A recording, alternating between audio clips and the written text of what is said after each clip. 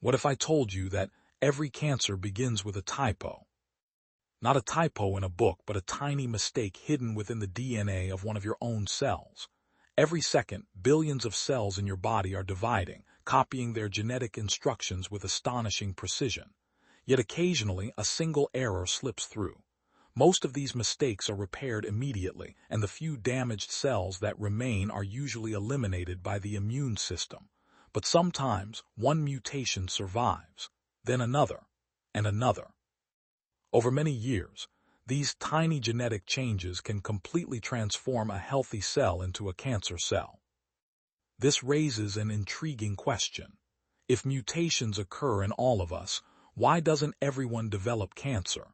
And if cancer is caused by genetic mutations, does that mean it is always inherited from our parents? The answer is both fascinating and reassuring.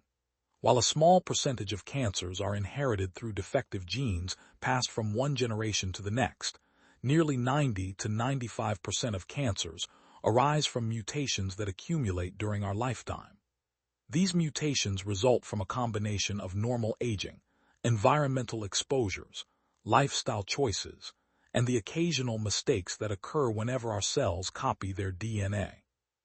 To understand how cancer begins, we first need to understand what genetic mutations are, how they develop, and how they gradually reprogram a normal cell into one that grows uncontrollably.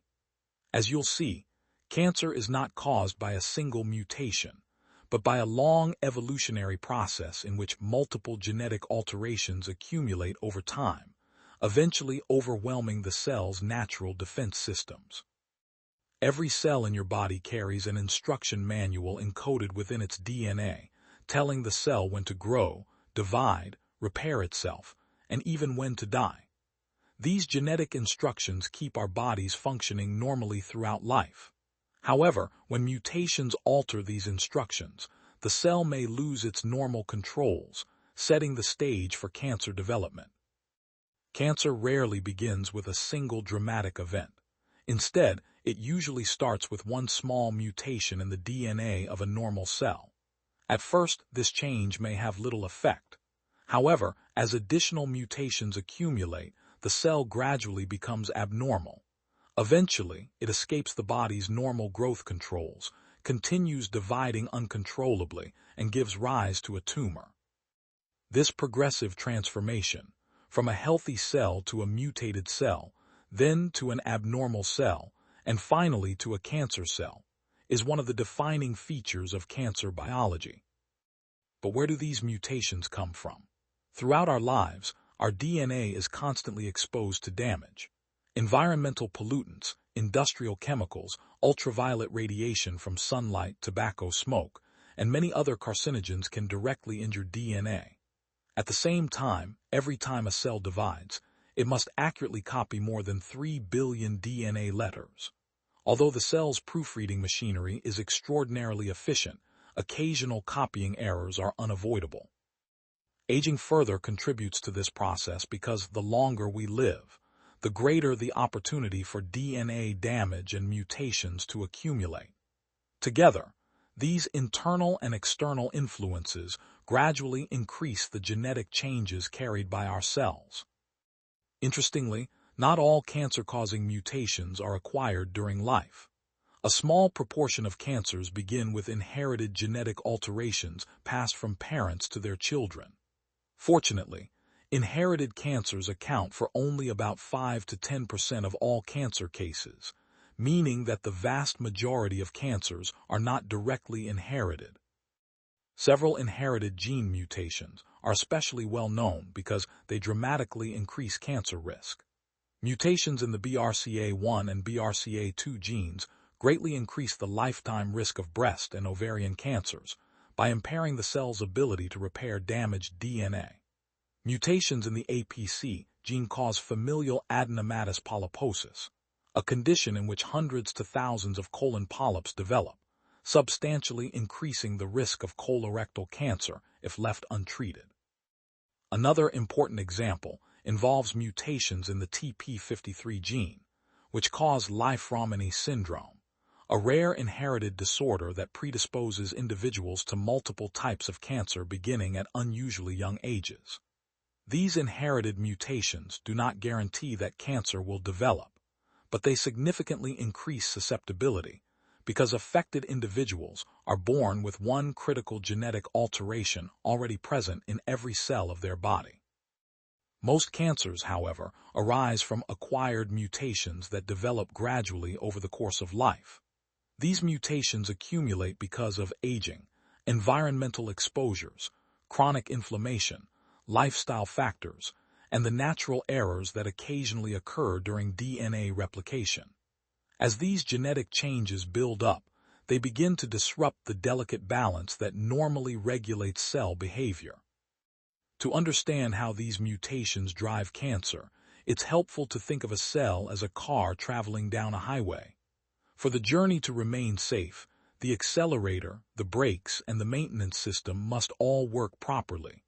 Remarkably, our cells operate in much the same way. The first group of genes, called proto-oncogenes, functions like the accelerator pedal. Under normal conditions, these genes send carefully controlled signals that tell cells when to grow and divide. But when mutations activate them, proto-oncogenes become oncogenes. The accelerator becomes stuck, continuously telling the cell to divide even when no growth is needed. The result is excessive and uncontrolled cell proliferation. The second group consists of tumor suppressor genes, which act as the brakes.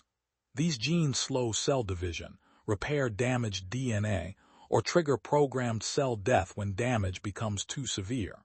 When mutations disable tumor suppressor genes, the brakes fail.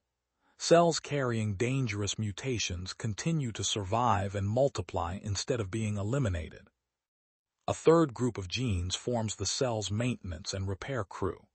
These DNA repair genes constantly scan the genome for damage and correct thousands of DNA errors every single day. When mutations disable these repair systems, mistakes that would normally be corrected remain permanently embedded within the DNA. As additional mutations accumulate, the genome becomes increasingly unstable, dramatically accelerating cancer development. Cancer usually develops only after these three protective systems begin to fail together. The accelerator becomes stuck, the brakes stop working, and the repair crew can no longer fix the damage. Under these conditions, abnormal cells gain a powerful growth advantage, allowing them to evolve, survive, and eventually invade surrounding tissues. One of the most important messages in cancer biology is that cancer is almost never caused by a single mutation. Instead, it is the cumulative effect of many genetic alterations acquired over years or even decades.